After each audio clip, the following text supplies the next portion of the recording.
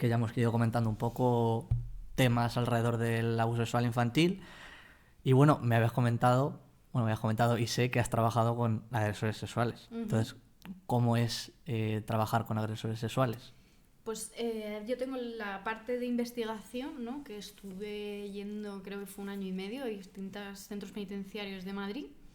Y estábamos, porque lo hice con otras compañeras, ¿no? Esa recogida de datos.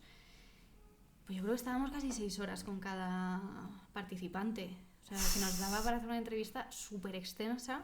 Joder. Y o sea, básicamente le preguntábamos desde que naciste cómo has llegado aquí, ¿no? Sí que es verdad que luego pues parte de esa entrevista entraban temas de pues qué pone en tu sentencia, cuéntame qué ha pasado, ¿no? en estos hechos, y luego aspectos de su sexualidad, porque el objetivo era vamos a investigar a personas que cometen estos delitos, ¿no? Claro. Entonces, sí que es verdad que esa perspectiva pues era como más, yo tengo que obtener esta información, ¿no? No podemos salirnos de este rol más de terapeuta que me podría salir, sino que era rol de investigador, preguntas, obviamente de una forma súper amable, etcétera, pero no me podía poner en rol terapeuta. Yeah. Pero sí que también estuve en un centro penitenciario haciendo talleres. Uno en concreto fue de sexualidad y otro sí que era más dirigido a intervención por agresión, ¿no? Y pues la verdad es que a mí me encantó la experiencia. Sí. Pero además todos estaban muy abiertos a querer participar. ¿Sí? Sí, la mayoría sí. Hay otros, bueno, que pues les cuesta más. Es normal, encima en grupo. Sí. Ahí además están agresores, bueno, personas condenadas por delitos de agresión sexual a menores y adultos. Y de adultos. Entonces, claro, cuando se hablaban de cosas de menores, había gente... ¿Entre ellos? Grupo. Sí. Había choque entre ellos. Sí. ¿Y qué diferencia, o si encuentras alguna, entre ambos, entre agresores sexuales infantiles y en adultos? ¿Así que te llamara la atención o dices no habría pues, nada? Mira, te hablo en general.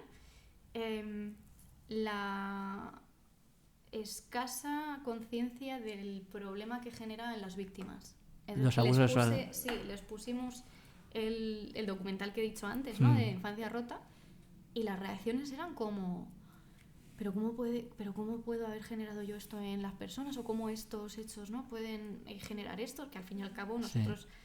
Tú has visto ese... Sí. Bueno, yo lo recomiendo que lo veáis porque está muy bien. Es tremendo.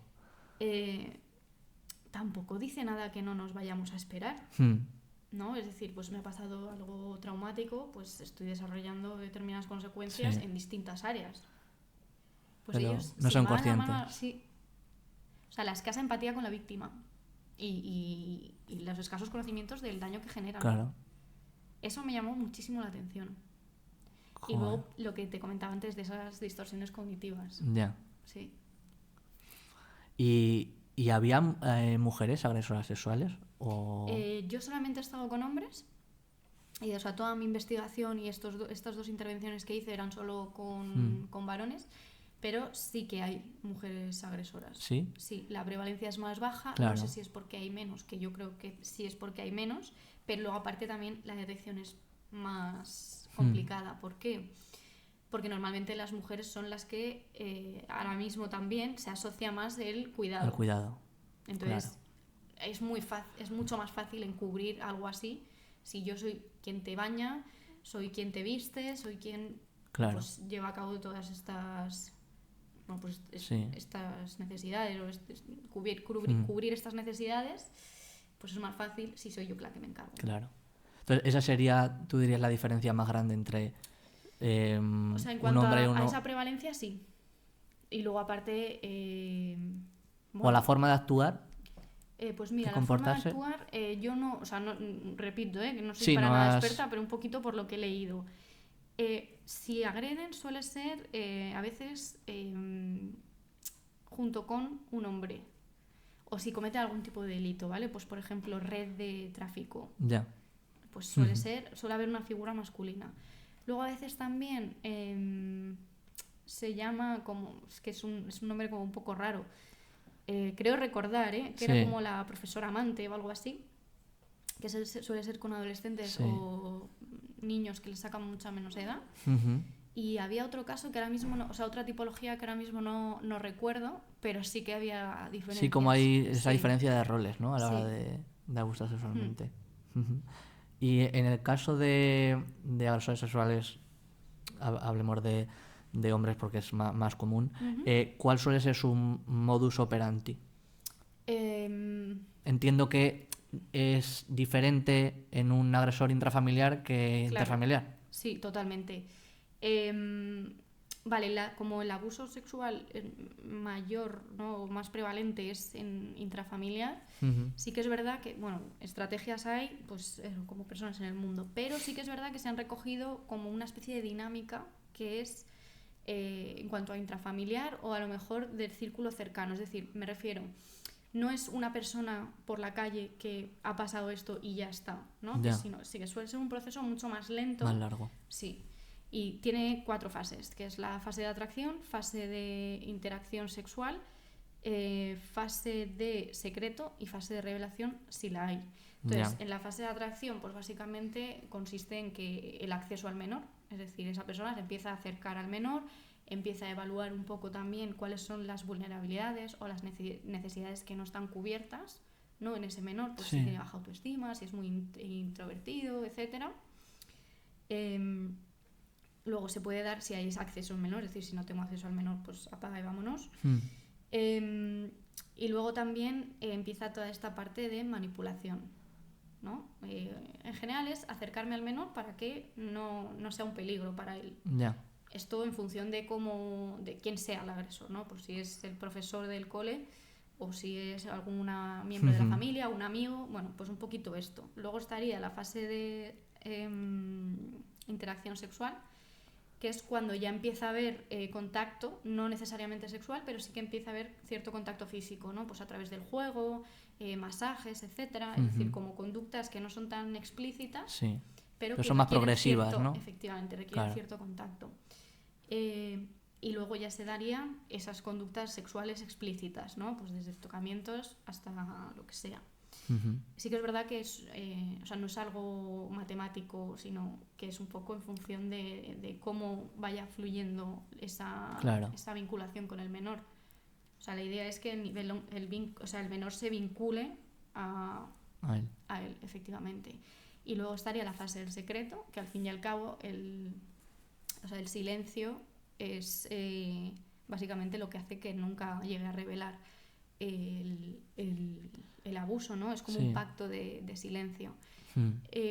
Sí que sí, ahí obviamente se ve totalmente esa manipulación, pues esto no se lo puedes contar a nadie, es todo que se quede entre nosotros, o incluso otras estrategias como puede ser la corrupción de menores, que es que te doy regalos, por ejemplo.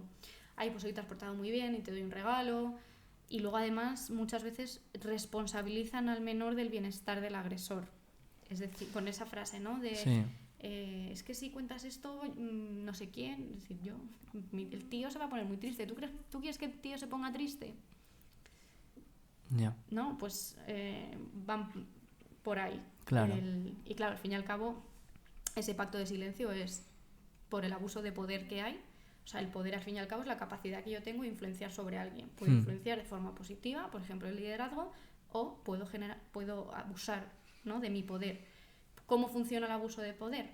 Uno, por la vinculación que hay afectiva que genera en el menor una confianza ciega, y luego por el estatus social que ostento. Claro. Pues ser el padre, el profesor, el tío, la madre, quien sea, Sí.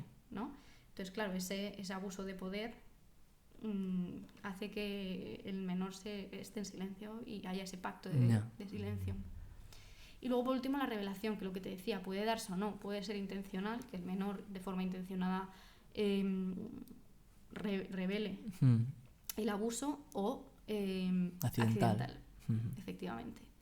Pues accidental puede ser desde que se les ha visto en el hecho, o los indicadores. Ya. Y en esta relación de poder que ejercen los agresores, ¿el menor puede incluso sentirse atraído en algún momento por lo que está ejerciendo la agresión? ¿Por esta dinámica de manipulación? Sí. ¿Y en las relaciones sexuales? De hecho, por ejemplo, o sea, en el online grooming, ¿no? Que es el embaucamiento de menores a través de redes sociales, internet, con fines sexuales, una de las estrategias es la implicación emocional, es decir, que incluso los menores tienen esos sentimientos, ¿no? por el agresor. Depende de los casos, ¿no? Es decir, si estamos hablando pues, de una diferencia de edad muy grande, a lo mejor no es una relación de pareja como nosotros podemos entender, pero sí una persona importante para el menor. Ya.